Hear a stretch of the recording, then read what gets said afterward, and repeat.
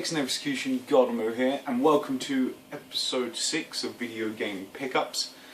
This is a very short one, purely for the fact that I've only 4 days ago now completed my degree, so at least university is now completely out of the way. But that also means I haven't really had the spare cash to go and buy games. I've got 4 to show you, and then something a little special at the end, which is kind of sentimental to me. So I hope you guys kind of enjoy it. But let's just get straight into it, shall we? I have 2 from a previous generation and 2 from the generation before that, so PS2, Xbox era. So I'll start with the newer stuff. For, I think this was, it was £5 in my local game store. I got God of War 3. Really like this game. I have completed it. I did borrow it back when it came out. It's all complete there. Very good game, very enjoyable. Finally have another God of War game in my collection. I do plan on getting them all, but other collections are kind of taking it their toll at the moment. But this was nice and cheap and in good condition, so I picked it up. Another one, if you remember from the previous episode, I picked up Duke Nukem Forever for 99p.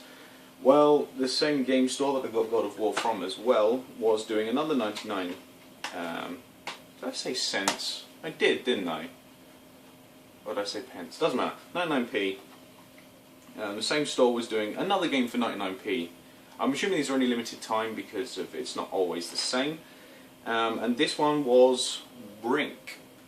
I can kind of see why it was 99p, because it doesn't seem like a particularly involving game. I remember being quite interested in this when it was released. It's all complete, it's in good condition. Much better condition than the Duke Nukem Forever I got. I can see why it was 99p, but I'm not going to turn a game down for 99p, it doesn't really matter what it is. So, I added this to my collection. For some reason the PS3 version of this was $1.99 and not 99p, otherwise I would have picked that one up as well. But we'll see what they go for in the end. But got Brink.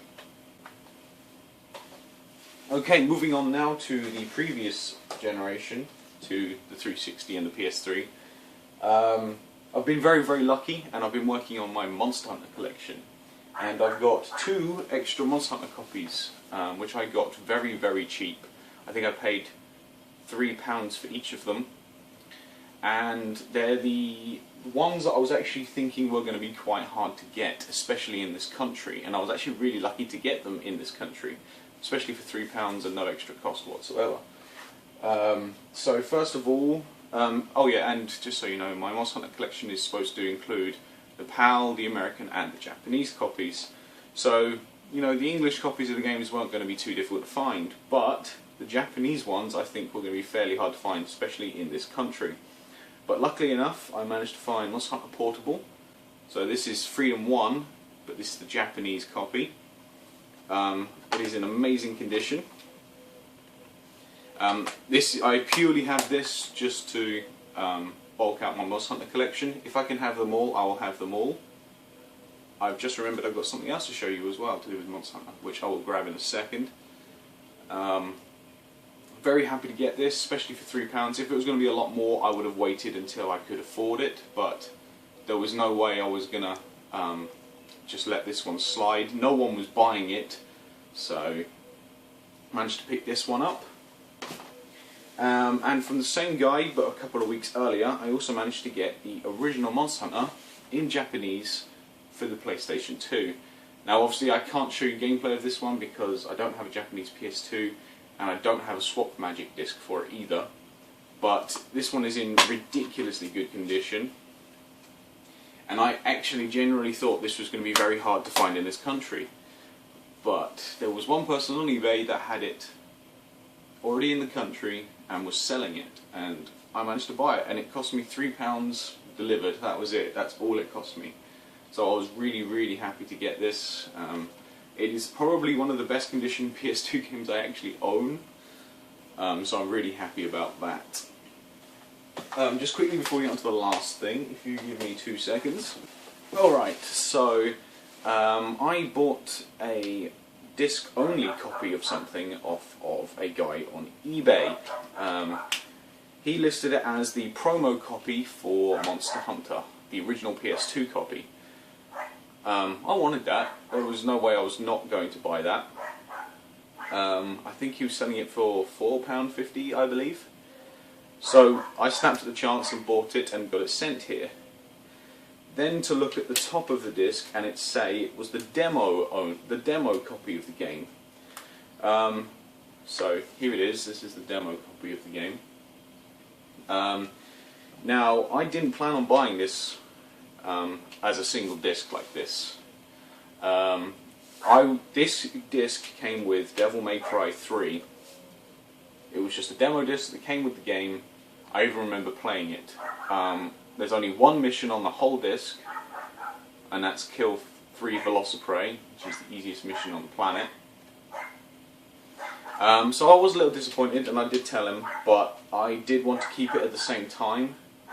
So I have a spare copy of the demo, or I have a copy of the demo. I will still be getting Devil May Cry 3 so I can get it in its original form, because it was not released disc only. But there you go. So I've got the demo copy of the original Monster Hunter. So obviously it's PAL copy. This would have been played in stores. And then finally, there's an online store. I know you can't quite see me. There is an online store called retrogames.co.uk, I believe. Anyway, my girlfriend's got a couple of games for me from there.